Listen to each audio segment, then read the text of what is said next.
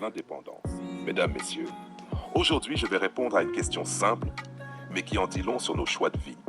Une femme seule gagne-t-elle plus qu'en couple? Oui ou non? La réponse est non, en moyenne. Statistiquement, une femme seule ne gagne pas plus qu'un couple. Pourquoi? Parce qu'un couple cumule deux revenus. Deux adultes qui travaillent ensemble génèrent un total supérieur à celui d'une seule personne. Même si une femme seule a un bon salaire, le total d'un couple reste généralement plus élevé sur le long terme. Mais ce non n'est pas qu'un chiffre. C'est une vérité qui touche au cœur de nos choix de vie. Être seul, c'est avoir le contrôle absolu de ses décisions. Vous êtes libre de vos mouvements, de vos dépenses, de votre temps. Vous ne devez rendre de compte à personne. Mais cette liberté a un prix. Ce prix, c'est la capacité financière cumulée. Imaginez une femme seule pendant 10 ans. Elle vit selon ses propres règles. Elle travaille dur, elle investit, elle économise. Et pourtant, si elle compare son patrimoine à celui d'un couple moyen sur la même période, elle réalise qu'elle aurait pu accumuler plus avec un second revenu.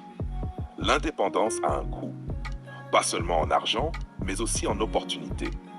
Certains diront, mais rester seul, c'est investir sur soi, développer ses compétences, sa carrière. C'est vrai, et je ne nie pas que certaines femmes peuvent individuellement surpasser le revenu de certains couples.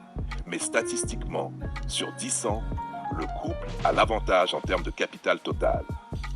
Et ce n'est pas juste une question d'argent, c'est aussi une question de mutualisation des risques, de partage des charges et de sécurité financière. Mais parlons de ce que signifie ce non en réalité. Ce n'est pas une condamnation, ce n'est pas une critique de l'indépendance, c'est une constatation brute, réaliste. Et elle a un message puissant. Nos choix ont des conséquences. Rester célibataire, c'est faire le pari de la liberté sur le cumul financier.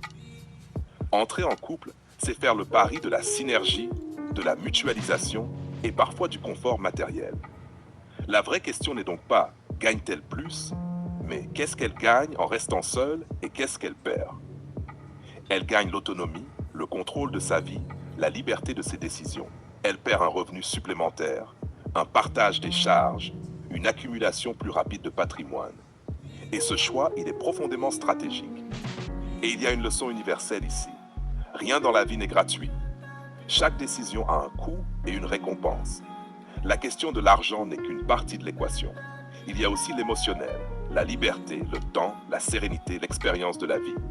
La femme qui choisit la solitude choisit d'assumer seule ses responsabilités, mais elle garde la maîtrise complète de son existence.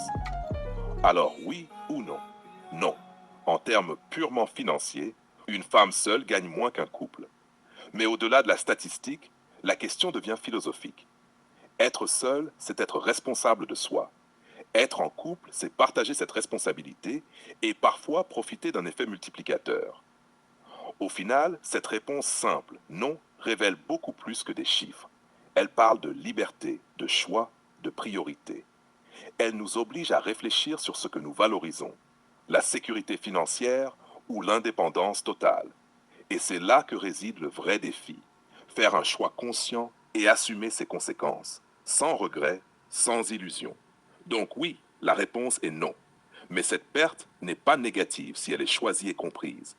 Elle devient une force, une preuve de maîtrise de soi, de courage et de vision. Car être seul, c'est construire sa vie selon ses propres règles. Et parfois, cela vaut plus que tout l'argent du monde. Merci